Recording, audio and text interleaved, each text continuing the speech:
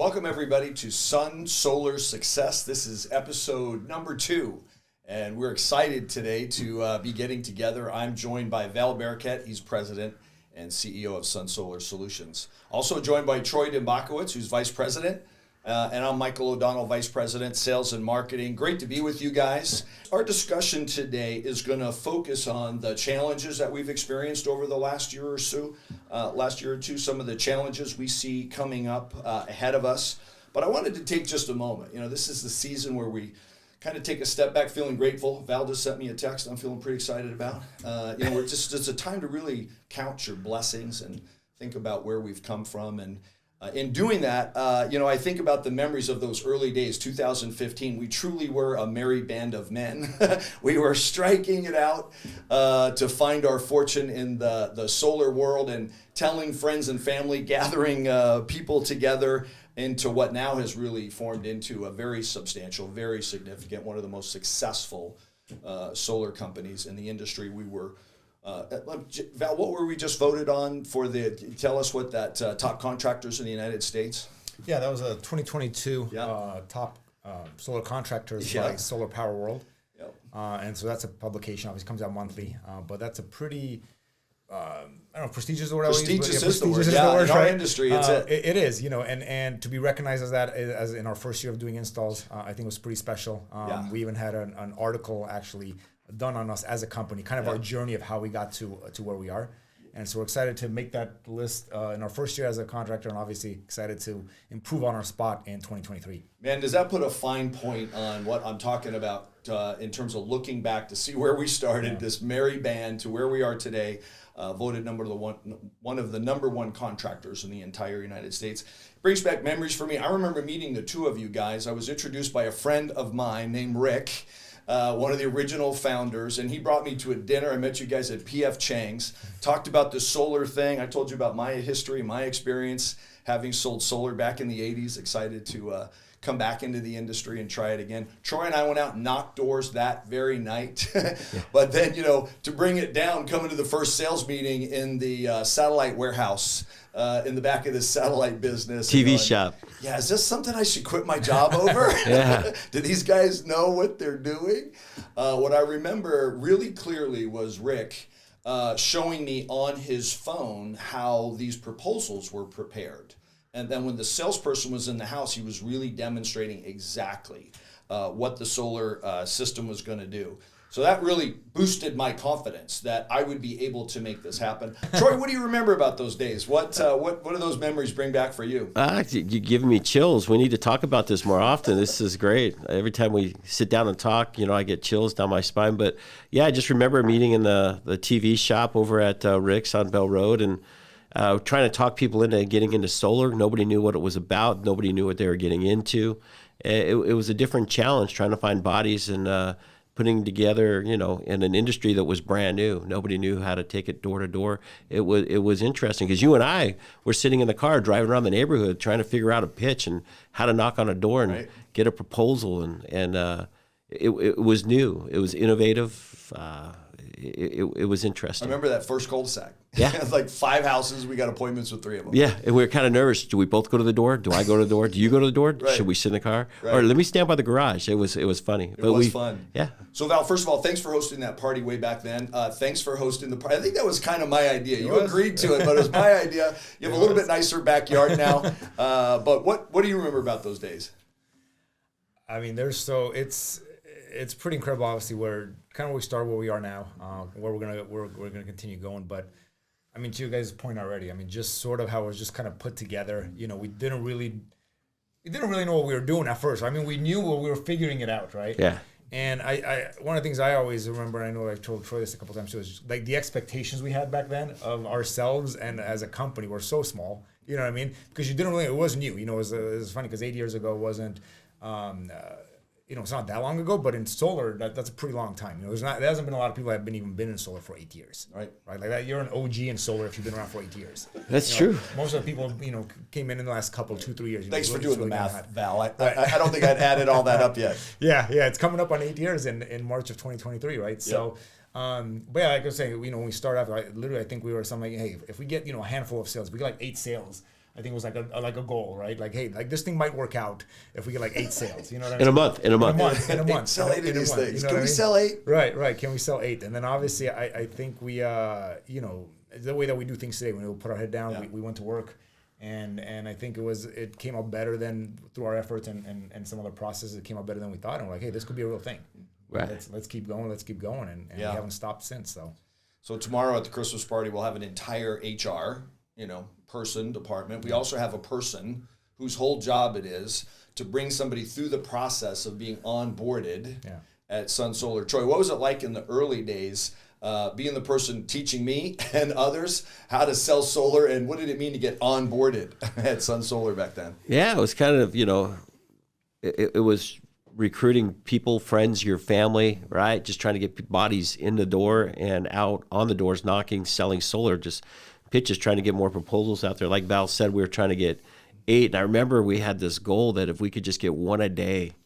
And I remember that month that we actually accomplished it. I think it was a year in. And I remember being on the phone with you, and I think it was around Christmas time. Yep. And we had gotten 30 deals in 30 days. And it felt great. It was something very, very special. But recruiting, it's a lot different than it is today. I can tell you that much.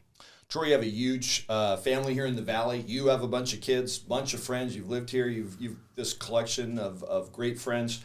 I think half the people that you know have been involved with SunSolar at one time or another. How has SunSolar Solutions impacted the people in your life? Well, it's been huge. I mean, it's a dream. You never think that where things are going to go. You can only hope for the best, but it's allowed me to, provide for my family. It's allowed me to do things for my family that I've never dreamed possible.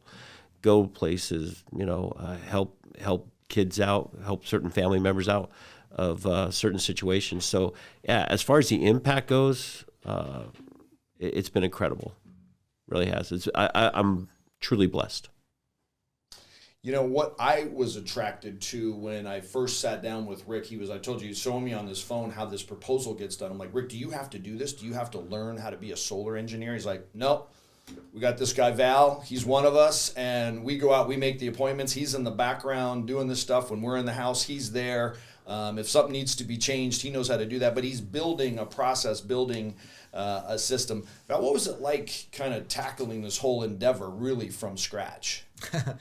I mean, it's, thinking back, like even some of that process, like we were literally using so many different methods, right? Mm-hmm. So even things just using, Excel or using like Microsoft Word to create a proposal that then you sort of, export and take screenshots and just kind of piecing it together. I mean, one of the interesting things, again, going back, it wasn't that long ago, but there was a couple of tools out in the industry available to use at the time, but nothing like it is today, right? So a lot of stuff you really just had to kind of invent, put together. And so it's changed. I mean, it's almost more difficult and complex now just because of how complex things have gotten, right? So it's almost more simple life in a sense, but also, you're just kind of putting it together. So it was fun though. It was fun. So speaking of invent, literally you were inventing those processes.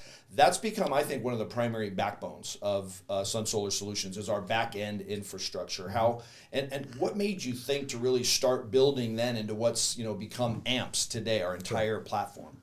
Honestly, one of them was the lack of available tools, right? And so back then, and even today to a certain extent, there's still a lot of, there really isn't, I don't believe today, a platform that really does it all, right? Where it really marries together the sales side, the pre-sale, and the post-sale, right? There's bits and pieces, and I think it's coming together a little bit more, but it's still not 100% there. And certainly 8 years ago, that was much more the case. And so, instead of using 5 different systems that still didn't work 100% correct or do what you wanted it to do, we basically built it ourselves. And so, some of the experience that I had previously, but it was like, hey, let's just build this. This is and it kind of organically grew. And that's the great thing about developing your own platform. But you did it as an infrastructure. It wasn't on Excel spreadsheet or Microsoft database. You actually built a platform. Yeah, it was actually, our platform it's coded, it's hardcore on the back end. It's proprietary to us. It's not using a template or it's not a starting point of something that you then kind of tweak. And that's the big difference really. Because again, today there's a lot of great tools out there, right? That have come on the market. But a lot of them, again, it's a third-party tool. And as great as that can be, it's still going to require the person kind of fit within a box, right? Sometimes they take suggestions and you can, hey, can you guys do this and do that? But it's not going to get to check mark all those boxes. And that's really what kind of sets it apart, because as you're going through a process as an installer, as ourselves, or even on the sales side, if you see a need for it, obviously, you weigh the value of that, right? Because a lot of it's very time intensive, it's resource intensive. And so, hey, doing this thing, does it actually make sense to do it, right? But it does allow you to take care of all those different things. And it's a differentiator really for us. Our process that we have in place has been really good. It keeps getting more and more polished. It keeps getting better, right? So, yeah.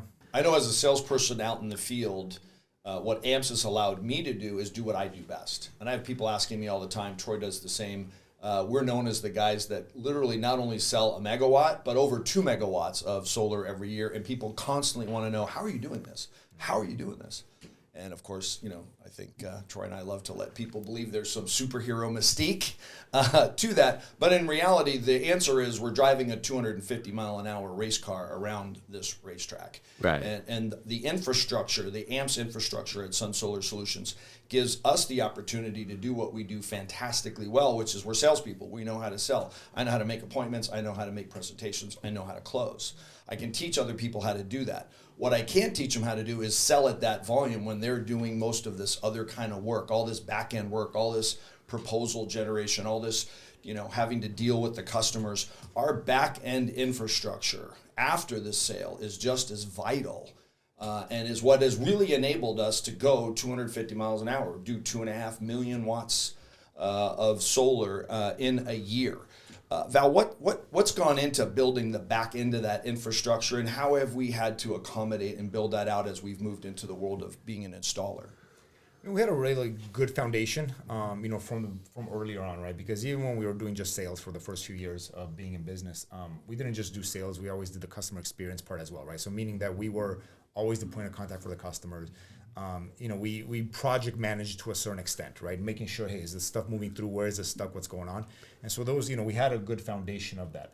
Obviously, as we moved over to doing our own installs in-house as well, a lot of different needs, right, came about. But we had that foundation.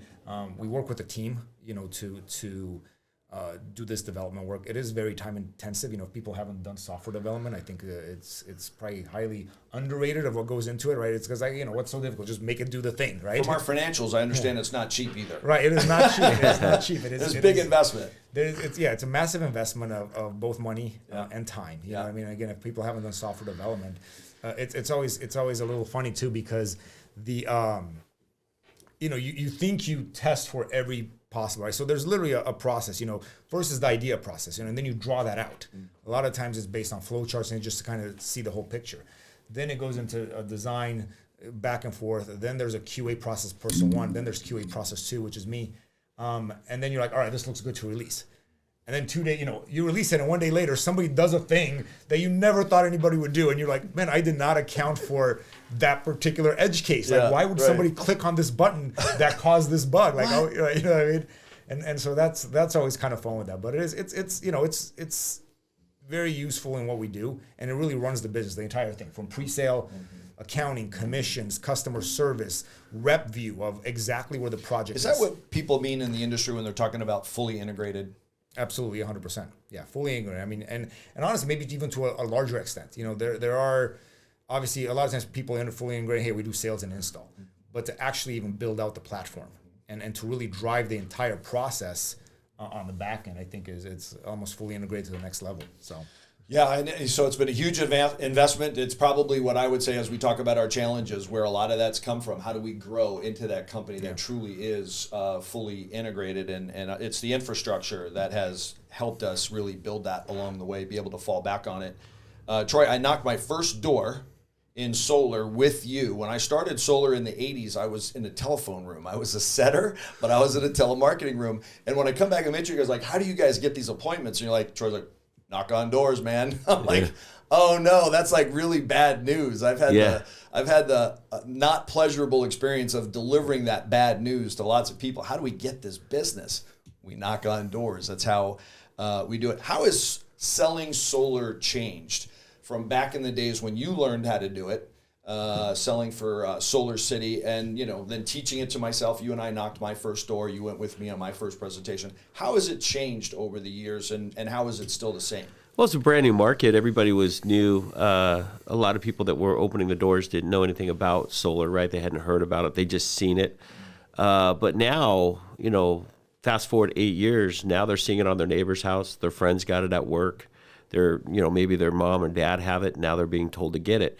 So it's easier conversation to have. Before, you'd hear about the aesthetics and they didn't like them, but that's kind of gone by the wayside. That was actually a really big problem in the industry. People didn't want them on the roof because they thought they were ugly, and we got past that. They don't even think about them anymore They because used to be a lot uglier too. Yeah. And now they see them everywhere. Now solar's at the grocery store. So over the last 8 years, just me driving through the neighborhoods, it's crazy, because if you go back and look at the satellite photos and look at the neighborhoods, you probably saw one every 30, 40 homes, and now you go into the newer neighborhoods. So people were more intrigued. Yeah. Maybe. They were like, what is this? I don't necessarily like the way they look, but I also don't know what they're about. They were more intrigued. What's really going on here? Yeah, they didn't hear the pitch. They don't know about it.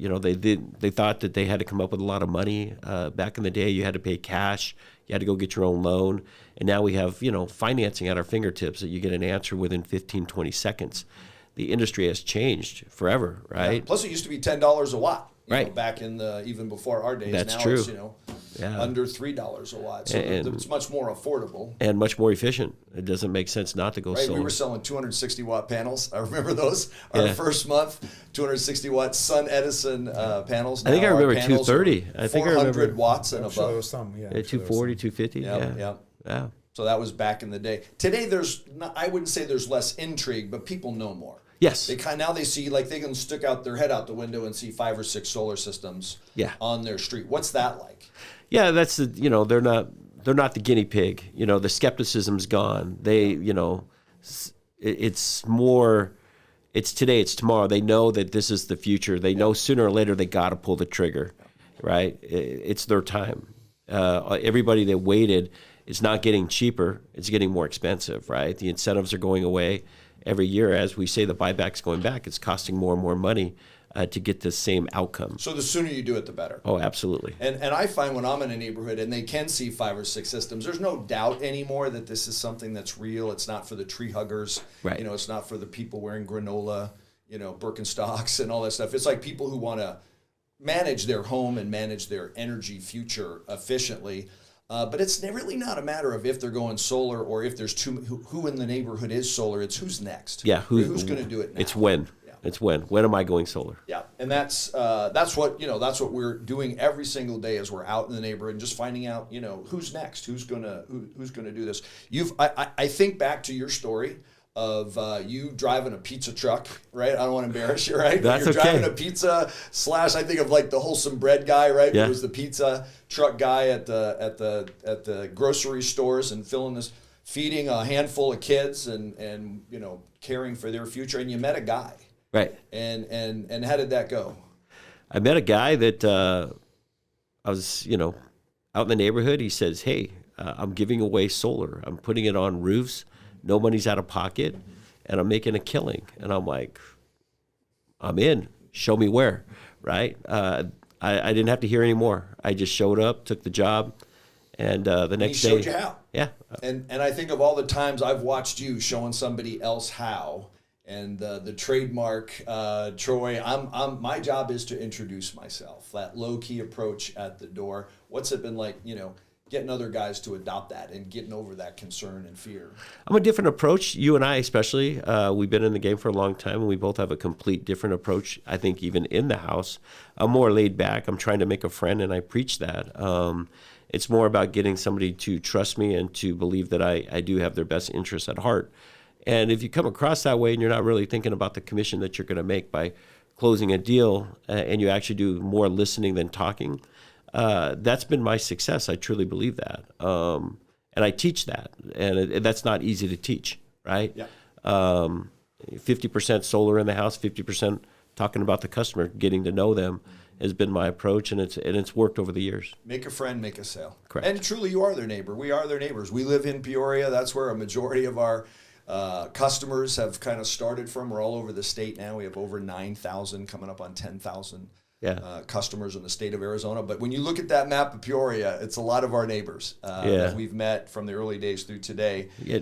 Fast forward now to today. Just a few weeks ago, we're at a $500 a plate chicken dinner. Right. We're at a table with the current mayor and future mayor of Peoria, and we're being included in conversations where, first of all, we're being told you're the first or second largest private employer in the city of Peoria.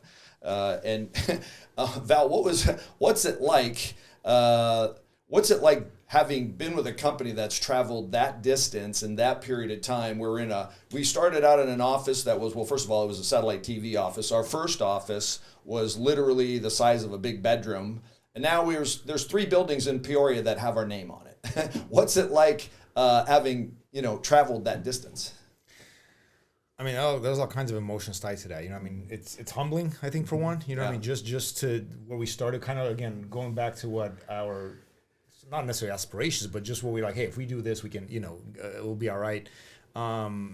And it's inspirational, I mean, even to ourselves, I think, like, hey, if we can do that, like, there's no ceiling really, you know what I mean? Like to become one of Arizona's largest, well-known, well-rated companies, I think is huge. And I think we can, obviously take that beyond Arizona borders, right? Yeah. And so I think it gives you that perspective, like, you kind of, it all sort of, kind of scales like that. Like, if you look at Arizona now, where we are today, imagine today is those 8 sales, right? And so if you look at it that way, like, we are today where we were 8 years ago. So where are we going to be in 8 years? You know what I mean? So I think it gives you that kind of, being able to kind of see that and putting it in that kind of perspective.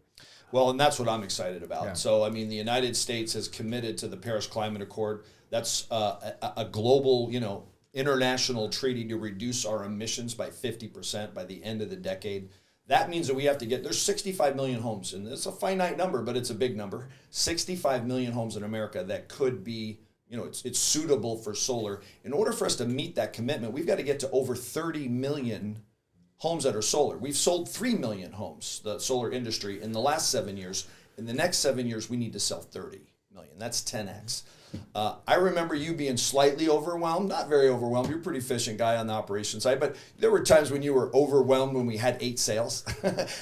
What's it like making the trains run on time in a company that's doing 10x now and needs to go 10x on that number in the next 7 years? I mean, it's certainly still challenging, right? It's challenging, I think, from a different perspective, right? I think earlier on it was more, it's almost more physically challenging from a time standpoint, right? Because you're actually doing the stuff, right? Right. Like I was calling you in the house. Right. I kind of missed that, by the way. In fact, I still just call Val sometimes. Right. He's like, Mike, I'm not the guy to call anymore. And I'm always happy to take those calls. I mean, that's always been the mentality. It continues to be. Sometimes it's a little bit more time challenged than it used to be, right? Yeah. But the mentality has always been, being in the trenches. And it's like, if a sales rep or anybody, whether it's a sales rep, whether it's an employee, whoever it might be, if they need help, they're reaching out for a reason. You know what I mean? And that's, I know, sometimes the most frustrating thing if you can't get help, right? So that's always been and continues to be the mentality. But I think it's changed the challenge to where, like, now it's more mentally maybe taxing than physically taxing, right? Because you're dealing with such larger numbers of lots customers. of families that depend on us. Right, a lot. Yeah, exactly. You got well over 100 employees. You got well over 100 people on the sales side as well, right? They gigantic payrolls. Gigantic revenue numbers that you're dealing with, gigantic payable numbers that are going out. So everything's just magnified times 10, or, I mean, not even times 10 or more, right? Compared to what it'd be. So it's not any less. It's different, I guess, is what I would say on that. So I love to tell new salespeople that the idea of closing a sale is really just having confidence in the product and confidence in the company, having conviction this is really the right thing for this customer to do, and then just having the ability, learning that the sales tactics are really just showing people how to transfer that to the customer. Troy, we're rolling up to buildings that have the name on the building, a name that you made up. Right, you created with Val the name SunSolar. I think we bounced a whole bunch of names back and so forth. So you're rolling up to a building that has 6-foot letters on it that says SunSolar Solutions. What's it like transferring confidence and conviction today? Well, I love it. I mean, I feel confident when I'm in the house. I think that's you guys are talking about. We built a race car, we built a process, and we really do feel that we are the best in the industry. We do feel in our hearts that our customer is going to have the best experience with us. We know that. So when I'm with a customer, I feel confident in saying that, right? And what Val's put together as far as a structure behind us when we are in the house. So I feel conviction. I feel strong, and when I say something, I truly believe it's going to happen the way I tell them it's going to happen. Yeah, that's confidence. Yeah. And it will happen. Yeah. It will happen. And it will happen, right? So that's actually, I'll add on a quick little story that actually happened earlier today. Yeah. I was talking to a rep. Rep called me earlier. He was wondering, he's going out of town for the next 2 weeks, right? He's going to go see some family. And he was talking about something, he's paying some taxes, and he's wondering what his check's going to be tomorrow, right? Because we always pay on Fridays, right? Every Friday. And so he didn't know yet what it's going to be, right? Because those emails haven't gone out yet. And so he was like, "Hey Val, you know what do you know what it's going to be? Because I got to write this check and I got to make sure everything's good, this and that." So I'm like, "Yeah, man, let me take a look." And I look and I was like, "Yeah, it looks like it's going to be 22." He's like, 2,200? I was like, no, like 22,008 something. He's like, wait, what? He's like, what? How much? You know what I mean? And so, you know, it ties into what you were saying, because he was like, yeah, man. And he was, you know, good to tell somebody that. It felt amazing to tell somebody that. Off. It felt amazing. Dude, you took a risk, came to work here on straight commission, and here it's paying off. But to the point about that, like, you know, he was definitely, obviously it's a two-way street, right? Like, it's people have to put in the effort, right? But having that conviction, having that confidence that what they're doing is going to pan out. These deals are going to be installed. The customers are going to be happy, right? His check is going to come, right? Like all those things have to happen for this thing together. So he was very thankful for SunSolar. We're obviously very thankful for him. And so it's kind of cool to see that come together. It was just kind of funny. He was like, 2,200? I was like, no, 22,000. He's like, dude, what? He's like, I've never gotten a check that big in my life. You know what I mean? So, yeah, it was cool. That was cool. Keep up the good work, and you're just getting started. You know, I think I know you're talking about. That guy's not been doing this for 3 years. He's been doing it for a handful of months. His first sale was in June. Yeah. Wow. Literally a handful of months, and those are the results that he's having. I love to tell people about, you know, in the first year of selling solar, I have this huge family like Troy. I got all these brothers and sisters and moms and dads and aunts and uncles. I'm like, man, I ain't showing nobody solar. Because if we put this on someone's house, and number one, it don't work. Because at this point, you're like going, is this really going to work? Right, this is 2015. And number two, if it's a disaster, I don't want to hear about it for the next 30 years. Now I feel like, who have I neglected to get out to and make sure they understand this? Like, who's going to be mad at me that I didn't, you know, take the time to sit down and show them that? But one of the things that really has accelerated that confidence has becoming an installer. Now that we're installing our own system and been doing that for a number of years and have thousands of installations. I don't know that I would have wanted to be one of the first 20 that we installed. But now that we've installed thousands, I have beyond confidence. Like you say, it will happen. You know, where did the decision to go from being a sales company to being a fully integrated solar company? What were the priorities in that? I mean, I think it was really three main things that really, you know, had that decision from us to go from that step to that step, right? In no particular order necessarily, but one of them was definitely, I think, just having control of the experience that we wanted the customer to have, right? And being able to really guide that process, right? Like, how do we want the installs done, right? How do we want the communication done? How do we want the roof process done? Like, all those different things, you know, be able to do that in-house. Like, we wanted to do it at a higher level, right? And really the only way to do that is to do that part yourself, right?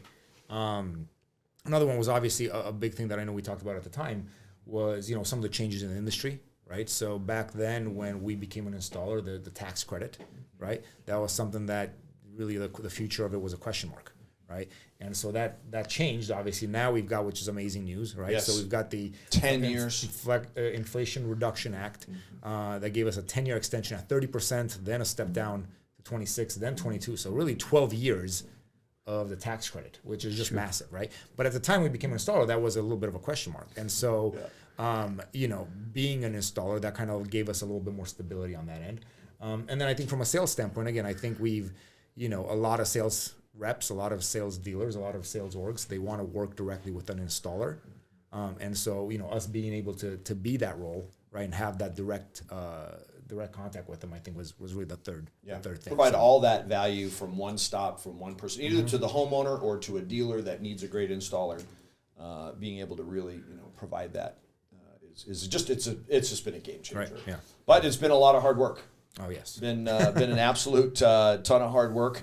I know for me, you know, that you're talking about changes in the industry, changes within the company. From the very first day of selling solar, and I found out, wow, this thing is awesome. It really is working. I found out the tax credits are ending in a year. I'm like, what?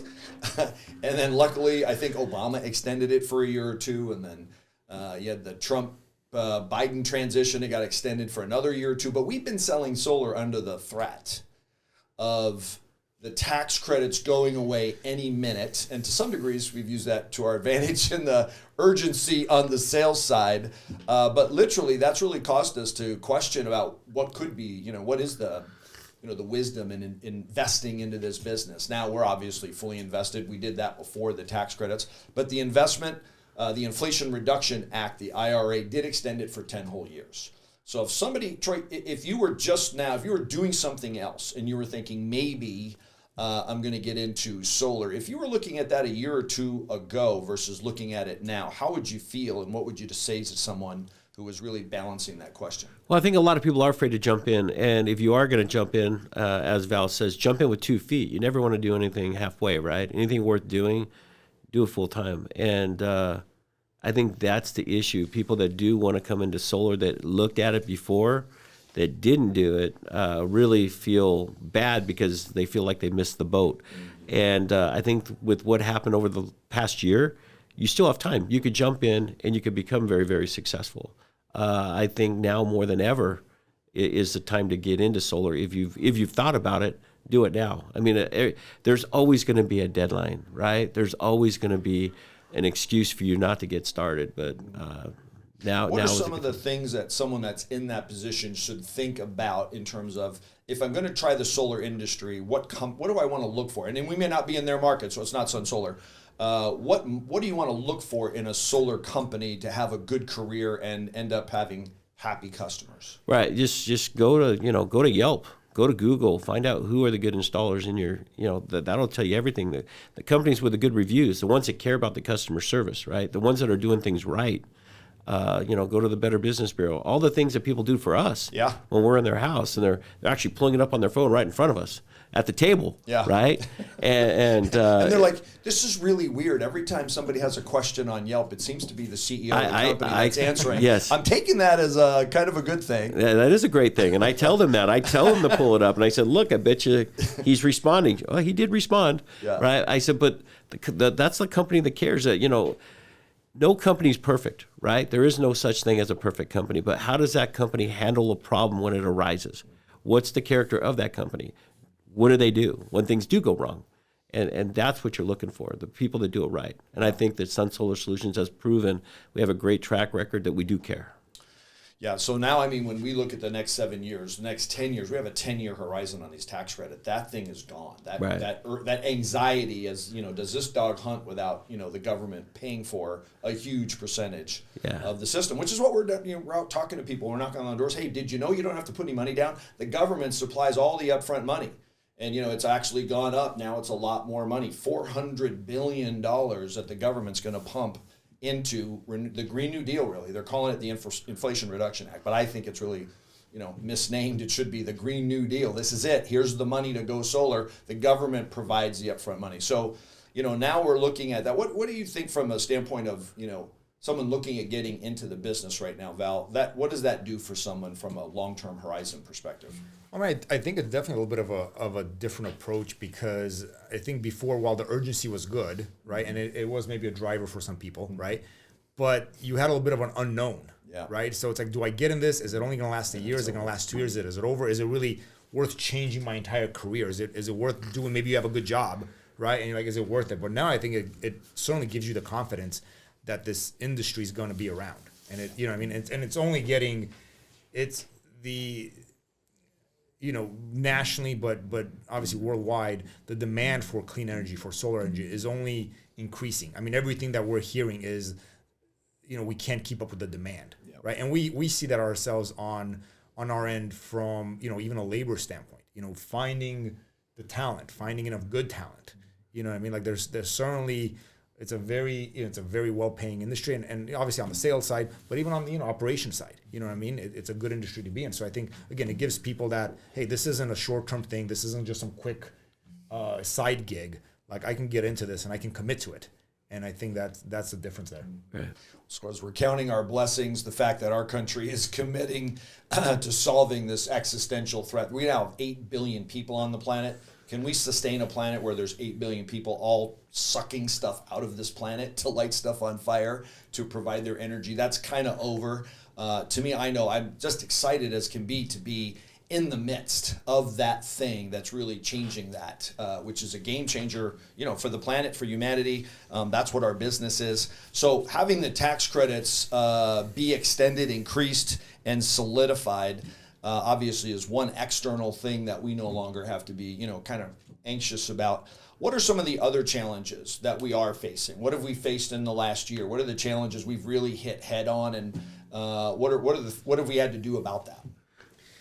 Well, I mean, a lot of the challenge we are facing is a lot of the same challenges, just overall as a nation we're facing, that people are facing, right? So it's certainly been very challenging, and the challenges don't stop, right? Yeah. It's always one after thing. another. It's one after another. So this year's been a good example. It's been a great example. We always kind of say, once we make it to the other side of this, like, we're going to be bored. We're like, now what do we do? You know what I mean? Right. That's actually kind of funny. I have a little side story on that. This just happened yesterday. So for a very long time, for months, right, one of the challenges has been supply chain issues. Yeah.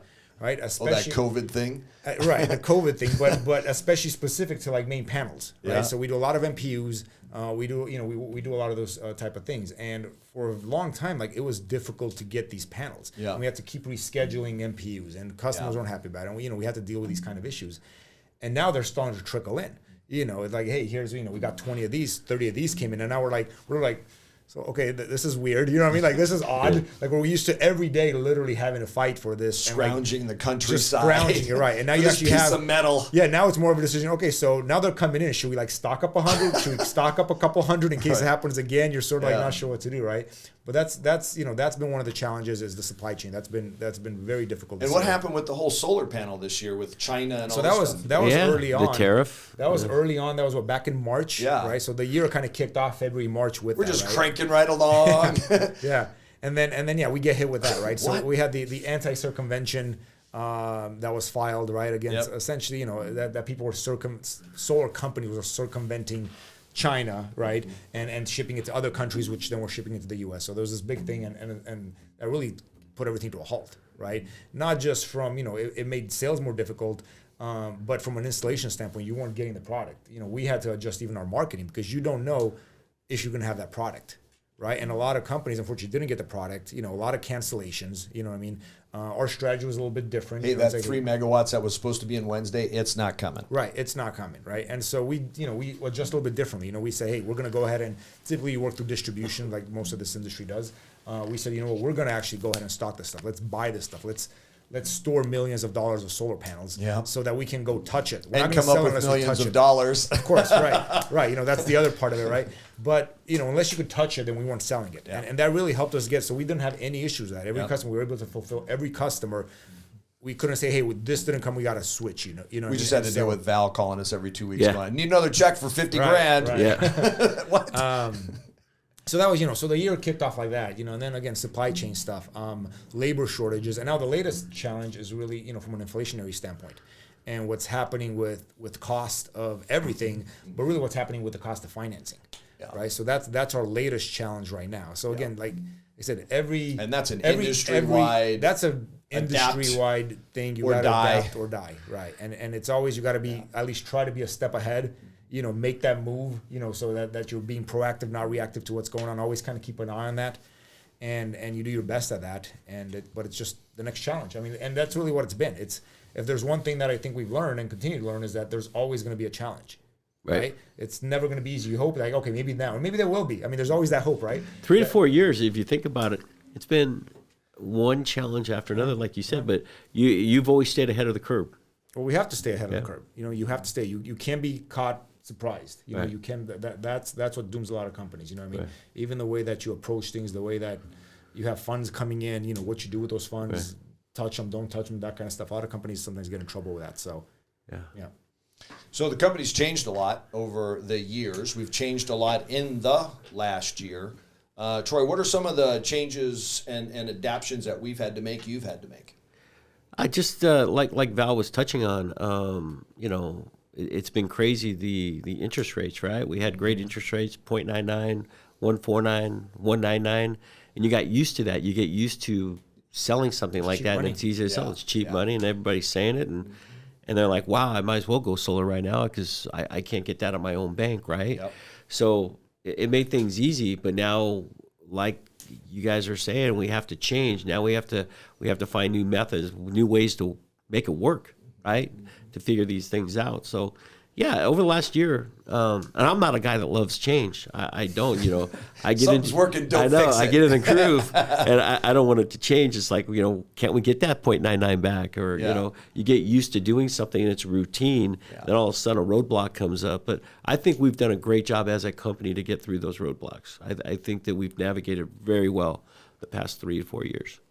Yeah, and really what been incumbent on us is to help the customer understand, going solar isn't something that you do because it's $38 a month cheaper. We sold 9,000 solar systems, and it was $38 a month cheaper. Was that the reason that they made an investment into a $50,000 solar system? That didn't have anything to do with it. Correct. The customers didn't think it was about it being $38 a month cheaper. The customers did it because we convinced them it was a superior strategy. Right. But yet we're the guys going, hey, wait a minute.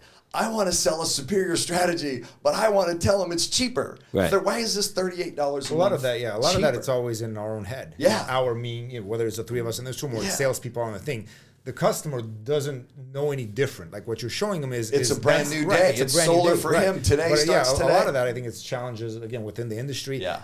We touched on it a little bit earlier on how much the solar industry has grown the last 2-3 years Yeah. from a sales perspective, especially Right. install as well. But I think much more from a sales perspective of new people in the industry, and all they've known for 2 or 3 years is cheap money. Right. 0.99, 149, Yeah. 199. Yeah. And so a lot of them are struggling with that. But it is the reality, and obviously lots of solar is still being sold, lots of solar is still being installed. You know what I mean? So a lot of that is just retraining your own mind. But does the customer really get hung up on the fact whether it was $38 a month cheaper than the utility versus currently $38 a month, maybe more than the utility? Is that going to help them make that big decision, or is it really about it being a superior strategy? Right. It's got to be in the strategy. You have to be prepared mentally to go in, and you have to believe it yourself, right? If you don't believe it, then the customer's not going to believe it. I mean, I've always looked at as a homeowner, and I've been lucky to be a homeowner since I was in my 20s. I've always paid more, a little bit more per month to be an owner than I could have gotten that same exact house across the street, but if I was renting it. Correct. Right. So what's my strategy as someone who has to deploy their housing budget? Am I going to hand that over every month to a landlord and watch him get wealthy while I become in a more and more tenuous position? Wait for him to come knock on my door and tell me, yeah, guess what? Rent's going up, pal. Right. Rent's, and if you don't like it, you can move. And by the way, you got to start to go move and you start looking around. Where can I move to? Well, my budget does not get what it used to get. You become a homeowner, you get a month, people get afraid, oh my God, 30-year mortgage, oh, I'm going into debt. Are you going into debt by getting a mortgage? Or what you're really doing is securing your cost for housing for the next 30 years. Right. And every single month you're showing up with that envelope. And what is it doing? It's buying the loan amount down. That's called equity. And every month you're, watching the market change, and eventually over time, real estate always goes up. We've seen it go up dramatically over the last few years. And if this home has a power plant on it that makes all of its power and has a fixed cost for energy, which once they pay the loan off on the solar was going to be, something close to zero. Right. If I have to choose between a home, and I just got called by a homeowner yesterday that bought a house, and she said, I just bought the home, Mr. Ali. He says the solar's paid off. Can you check on that? And I looked it up and I said, yeah, he paid cash to start with it. She bought that house 5 years later. He made a killing on the house, also made a killing on the solar. But she just acquired a house that's mortgaged, that includes a power plant. Her monthly utility bill is going to be something close to zero. Wow. And you want to talk about a lady who was getting some good news. She already bought the house. She didn't understand the solar. Yeah. Bonus. Yeah, that's Bonus. that's a nice Thank bonus. God this guy, employed this strategy where the money that he would have spent over the last 5 or 6 years paid him his money back for the solar and gave her a house that already had the solar on it. I'm like, lady, that's a blessing. Yeah, and like you said, we're going to see that more and more and more right now because we've been in the industry long enough now. It's been about 8 years. Yeah. A lot of people move every 7 to 8 years, right? Yeah, they're going to start changing hands. So we're going to see that a lot, I have a feeling, in the next several years. I know if I was shopping around, I'd be wanting to buy a house that already had solar on it, and 100%. if somebody paid it off, that would be just awesome. So obviously, tax credits are a good thing. The higher cost of money, some would say we've been dealing with sort of an artificially low cost of money. Government cranked it down to get over that big bubble housing crisis thing we went into. So we've all been kind of drunk on cheap money for years. Now, some would say that the money today is probably more like what money's supposed to kind of cost. So, we're adapting to that. But we're also dealing with unprecedented inflation, which is really the primary strategy that makes this superior. Primary part of it that makes it superior is that you don't know what your energy is going to cost in 10 years. You just don't. Warren Buffett owns Nevada Energy. He doesn't know what he's going to be selling it for in 10 years. Can't even guess. No idea. What we know is we're dealing with unprecedented inflation. Val, what are we dealing with from an inflation? Every day you're calling me saying something else is going up. If you don't go solar today and you buy it in 2 or 3 years from now, you think it's going to be more expensive, less expensive? Is labor going up? Yeah, I mean, everything's really going up across the board, from what we've seen. I mean, material cost continues to go up. Labor's certainly going up. Rents are going up. We actually, the building we're in, we got about a year left on the lease on it, on one of the buildings that we're in. And we were considering moving, and I recently looked at it, and it'd be like a 50% increase, right, compared to 2 years ago. And so, yeah, everything, we're continuing seeing that go up. And so that is definitely challenging, right? Because I think sometimes consumers think that, things should keep going down in price. And they sort of do to a point. But we actually looked at, there's data now, because we've passed that point of the data point where 2020 was the bottom. 2020 was the bottom from a cost standpoint of solar. Right, it's been going up since. Yeah. Right, and I'm sure that ties into the same cheap money and some of those things that were affecting that are no longer a thing. So the cost of solar itself is going to go up. Why? Because the cost of everything goes up over time. I was talking with a good friend of mine who's made money over decades of investing in real estate, and kind of wondering whether or not I should be a little worried about making an investment in real estate. He said, "You know what? You don't wait to buy real estate. You buy real estate and wait." Get a hold of the asset at the price it is today. The price of the asset's going to go up. You can always refinance.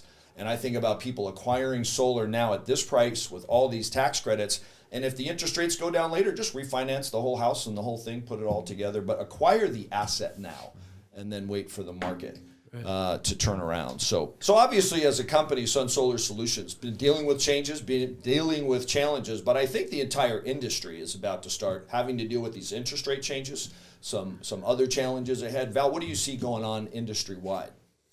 Yeah, I mean, there's a lot of changes at the industries, I think, that we're seeing happening right now. We're going to continue seeing some changes, some shifts, I think, in strategy, right, from a homeowner standpoint, from probably a sales standpoint. One of the big things, the utilities are starting to kind of push back a little bit. Understandably so sometimes, depending on, what you look at it. Solar is amazing. They actually agree solar is amazing. Sometimes there's a misalignment a little bit of when it's amazing versus when they need it to be amazing, right? If that makes sense, right? Yeah. I would say solar doesn't care how much you need. It makes what it makes. Right. You got to deal with the time. Yeah. The utilities would love it if it was amazing at 6 p.m. and it's not amazing at 6 p.m. It's amazing at noon, right? Right. And so that's some of the stuff that I think we're seeing. So I think one of the things we're going to start seeing, which actually I think really aligns with what customers ask for a lot. Like, Troy, how often are customers asking about batteries? All the time. Batteries are very expensive still. And it's fine that they're expensive in a sense, but they're not being incentivized enough to sort of take that on, right? And so I think that's where we're going to see maybe some of the strategy change a little bit of if, taking that solar power, moving it to a usable time that also benefits the grid, right? But then also benefits the homeowner. Then not only are they saving money by that, and the battery helps pay for itself. You get a better ROI on that battery, but also you have that backup power, which all the homeowners want. Right, so I think we're going to see some of that, especially over the next year. Certainly over the next 3 years, we're going to see that change really happening. Yeah, I mean, and we see it in our own market. We see APS is going for their next rate case. It's almost $500 million. We've never seen anything like that before. So the cost of what they're paying for now is going up dramatically. Solar will also go up if they don't acquire it now. What do you think are some of the mistakes that homeowners make when we knock on their door and go, "Hey, would you want to see a free quote?" I mean, what are they thinking? What's their thought process that's keeping them? They're afraid to go into debt. That's on their mind. I think the number one thing that people avoid going solar is because, or if they have looked at it, It's the debt, the fear, but they got to realize, we got to educate them that they're already paying for it, and you don't have it. You're just going to pay less each month, and they don't understand that. And so they're kind of making a strategic mistake by being worried about the upfront cost, which is nothing. Right. They're paying the monthly cost every month anyway. This could be a little less, a little more, but they're going to be deploying that in a better way. So the homeowners truly are kind of making a mistake, I would say, by not just looking at the numbers and comparing them side by side. Right. They're not. They're looking at a monthly cost. They're not looking at what they're going to spend over the next 25 years, the next 20 years, or as long as they live in the home. I was going to say, I think one of the things sometimes the mistake is they're not looking at it at all. Yeah. Right. Like they're not even, They look at it and they go, "Oh my gosh, how come everyone on the street doesn't already have it?" But the ones that looked at it. I would probably say still the number one thing is just they're not looking at it at all, right? Right. The people, and that's the thing, because again, those misconceptions that I got to pay all this money, I heard this, I heard that. I think they all owe it to themselves to look at it. Just look at it. Like it literally is a free quote. Just take a look. Right? Just take a look. Like it's if it makes sense, great. Usually it makes sense. Sometimes maybe it doesn't make sense. But at least now you know. Now you're educated. Yeah, but that's the thing too. I think that's where SunSolar has excelled, because a lot of the other companies that are in the industry, they're not well versed in solar. They're selling solar, but they're not well versed. They're not doing a good job in the house explaining how solar works. The education's not there. And I think we do a good job on educating our reps that when we're in the house, we are giving the homeowner that information that they need to make a good decision to move forward. In my whole life, I've never sold anything where the majority response from the person I was selling it to looked at it and said, "Oh my God, there should be a law. You should be making me buy this." Or why doesn't everybody on the street already have this? It's like the overwhelming response. So we're showing salespeople how to communicate the superior strategy of solar. So that's the response from the homeowner, because it's true. Right? I went back to all my brothers and sisters and made them all sign up. I'm like, this is true. This works. I'm no longer worried about them, being mad at me 30 years from now. I know they're going to be happy and satisfied. We bring, Val mentioned about somebody getting a $22,000 check this week. That wasn't the month, right? That wasn't a quarter. That was this week's check. I got to go out with that guy. Right? So a lot of people come to SunSolar and into the solar industry in general because they have heard it can be lucrative. Right. But we see most of them leave without it being lucrative. SunSolar, we pride ourselves in being able to really teach people how to do it. Many are chosen, but few choose. What do you think are the mistakes that salespeople make? They don't give it a chance. They don't give it time. Anytime you jump into something, you have to give it 6 months. I tell everybody that comes into solar, go to work 6 to 8 hours every single day, just like you had a real job. Nobody's looking over your shoulder, and I think that's the problem. They're not clocking in, they're not clocking out. You have to be disciplined, and you got to give it 90 to 120 to 180 days, and then look at how did I do, right? Was it worth it? And you'll see it, yes. Well, they say you're kind of end up being the average of the 5 people you hang around. Who are you hanging around? Right. And if you want to be at the top of the industry's leaderboard, you're going to be on stage in just a few weeks. You're going to be getting a Golden Door Award. There'll be probably less than 30 people in the whole country. We'll have several people on stage getting that award. How important is it to be hanging out with people who know how to win and know how to sell? Very important. Just like you said, find somebody that's doing it better than you, and then just duplicate it. Best form of success is duplication, right? So that's always, I was taught that as a young age. Find somebody that's doing it better than you. Yeah. Make it your own. Yeah. And duplicate the process. Yeah, proximity, being there, learning, watching people who know how to do it. Work with people who are established and well known, and obviously SunSolar is beyond known for that. We're sort of famous for having that. That's obviously pointing to the fact that there's tremendous value. There's kind of a shifting of how do you align yourself with companies that are able and in a position to attract that value and produce that value. Val, what do you see as the future for SunSolar, say in the next 5 years? What do you see?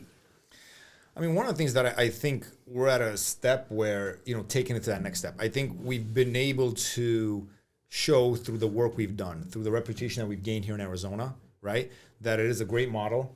And I think we can take that to that national level. And, even here locally, I'm proud to say that, we're currently in discussion with several national companies that want us to do their fulfillment, to their installs for here, yeah.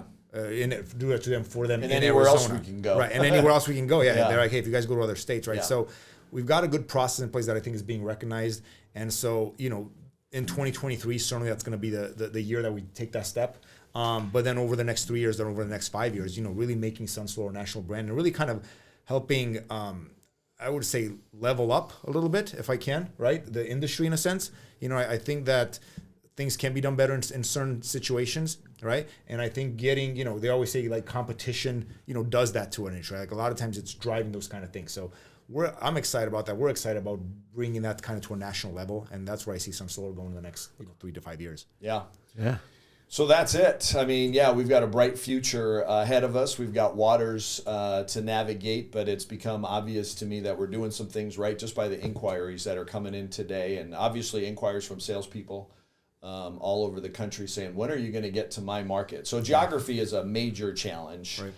It's going to take a major investment. It's going to take, collaboration with, capital partners and all sorts of sales partners and stuff. Are we up for the challenge, guys? Yeah. 100%. I already got the T-shirts being printed. Level up, level up. Level up. Let's go. Yeah. So we're on our way. But I wanted to tell both of you, wanted to thank you for taking time out of your busy day. I'm glad we have an opportunity to get together. It's going to force us. When am I forced to look Val in the eye? I just said that question, looked him right at. Val, what's our vision? Yeah. Tell me what the vision is. And that is the vision. We're excited to be marching in that direction, well on our way, travel the long distance, which we talked about.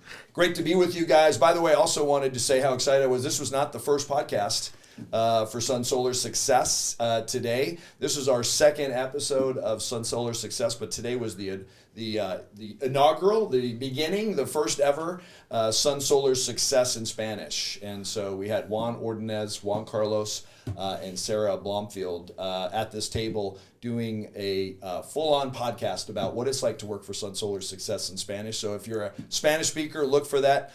Start getting the straight dope from the guys who are selling solar in Spanish at SunSolar Solutions. But thanks for being with me, guys, and I look forward to doing this again soon. Me too. Pleasure every time. Yeah.